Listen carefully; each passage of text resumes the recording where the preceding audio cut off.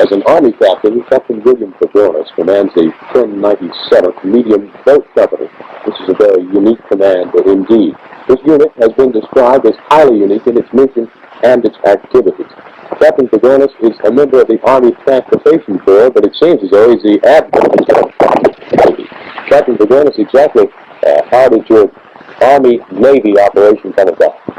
Well, the 1097th has LCM-8s, and we're in direct support of the 3rd Battalion, 34th Artillery, which are attached to the 9th Infantry Division, 2nd Brigade. The 2nd Brigade has mounted the battalions on LSTs converted, and they are taken into battle by LCM-6s at the Navy maneuvers. Well, the artillery had to have some way to get into battle since there was no way to set up on the land. It was too soft, and so they put 105 howitzers on barges.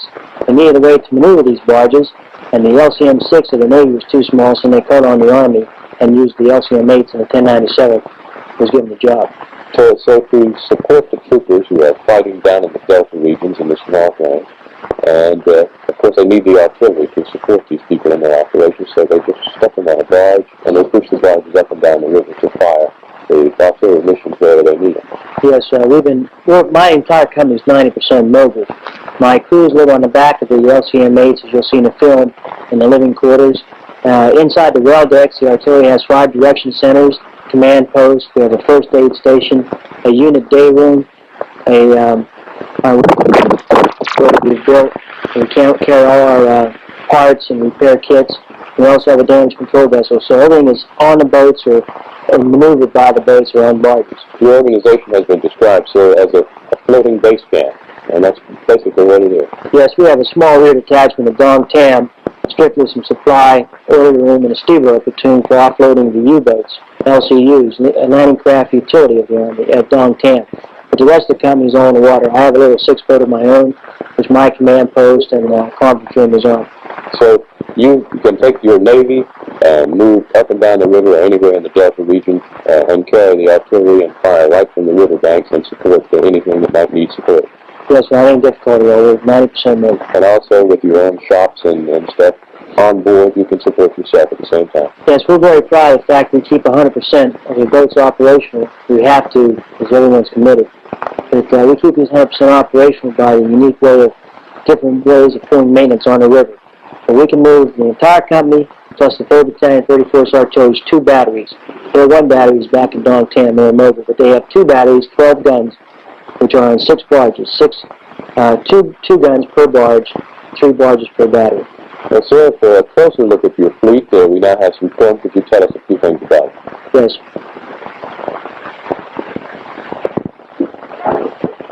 The film starts out at Dong Tam, our base camp. We're preparing for a mission. Here's some individual carrying some of the equipment onto the battalion CP boat, which the battalion commander of the 3rd Battalion, 34th Artillery lives on. He has an orderly room, conference room, and living quarters on this one vessel. There's a truck from the 3rd, 34th carrying some more supplies, sea rations, water, oil, and gas for the generators. The boats to be loaded on at our dock. Here I am discussing with one of my platoon sergeants how we should prepare for the move. Sergeant Kerr's 2nd Platoon Sergeant. And in the rear you can see the codex and stuff we learn on the boats. Here we are in a company area at Dong Tam. We have approximately 10% of our company back at Dong Tam. We live in tents. And this is our orderly room right to the front, and a sign that we're pretty proud of. The Army sailors, and we support the Old Reliables being the 9th Division. Back down at the beach, there's still some loading going on. Sea rations and individuals are, you have to take everything you need because we don't know how long we're going out for. Here's a shot of one of the well decks of the boat. That's the cargo carrying capacity, and which is empty. And here they're taking a jeep on. We have quite a few of those which are empty, which do not have anything in them, so we can still haul some of our ammunition and chow around. These individuals are loading on oil cans with some final construction work being done on one of their boats.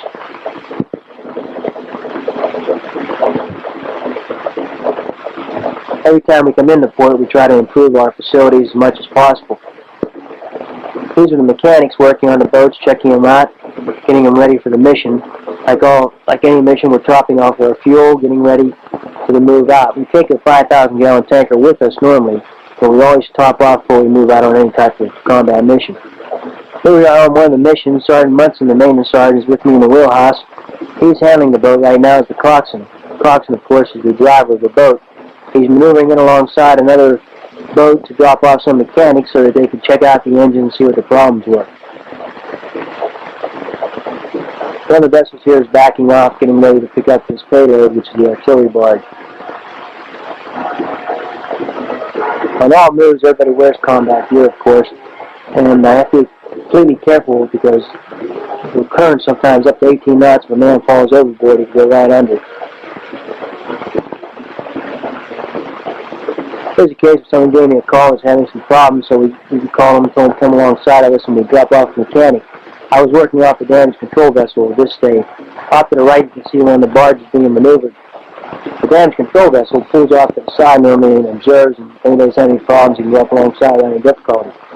Here's how we pull our barges normally, along the port, left or starboard right side of the boat. There are two 105s mounted on this barge, as you can see.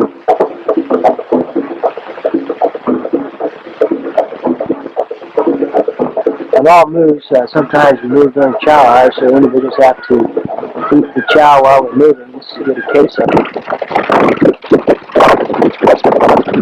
Moves. And these individuals are running a bike move while we're making a move up the river. Here's a Navy gunship, one of the monitors, which is in front of us, giving us some mine sweep and some protection.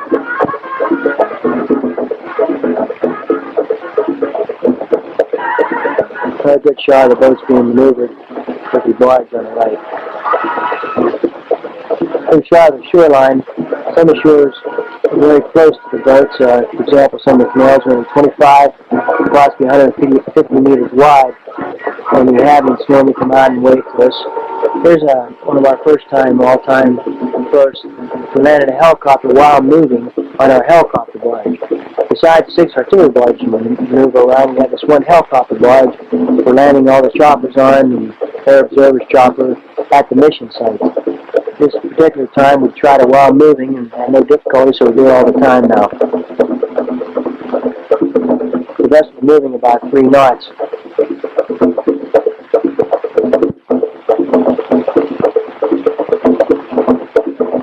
As you can see in this picture, we're fairly close to the shoreline. Sometimes the canals are only 25 meters wide. Another good shot of the artillery barge. You can see the artillerymen standing by, the 105 in the middle of the living quarters for the gun crews, and then the other 105. 2 105s to a barge. And on both ends are ammo storage for the 105 ammunition. This is a good shot of the Choga Canal. It's almost like a straight highway.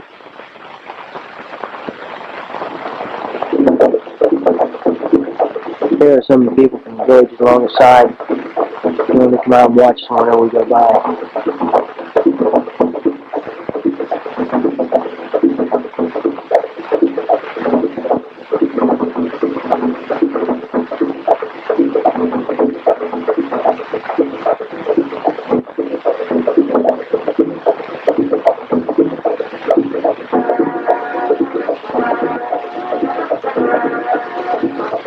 This is Spec 4 Marlowe, one of our very good coxswains who's bringing a boat in alongside. He's having engine problems at the present time. We're dropping off the mechanic to give him a hand. Here we are now near Ben Luck, and we're just getting set up.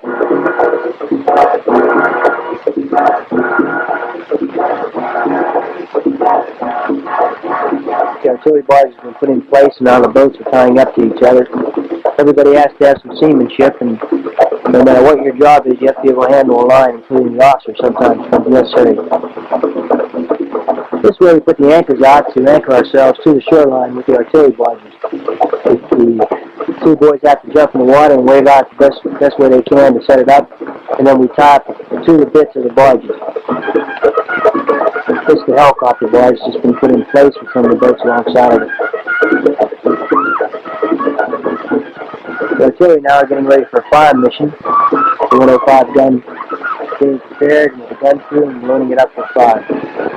3rd and 34th has done a real fine job to supply the 2nd Brigade 9th Infantry Division with the radar force and has a very high kill ratio.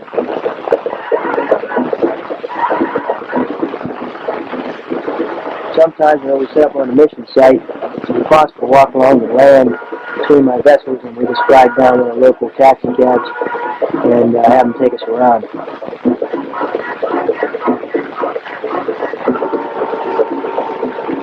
Here I am trying to go to one of the other boats to pass out some information. Chow time, and we normally get one hot meal a day no matter where we are. And if we don't have a hot meal, of course, we always fall back on the sea ration.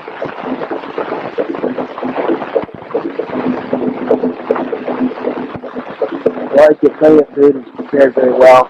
It is always very important. Here we are back at Dong Tam with Colonel Hayes and a critique of the operation.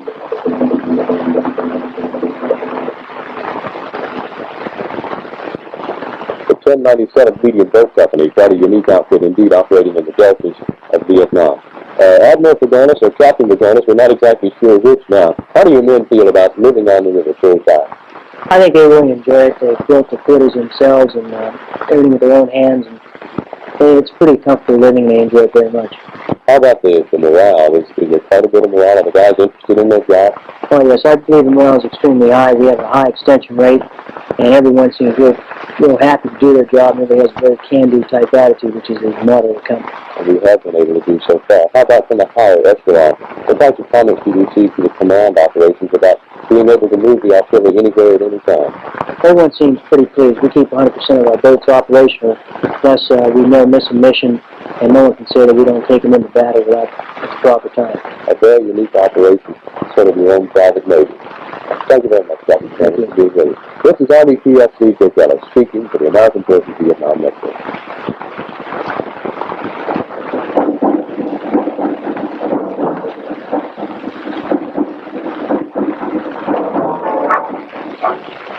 The Army's fleet in the Delta has been an American Forces Vietnam Network information feature.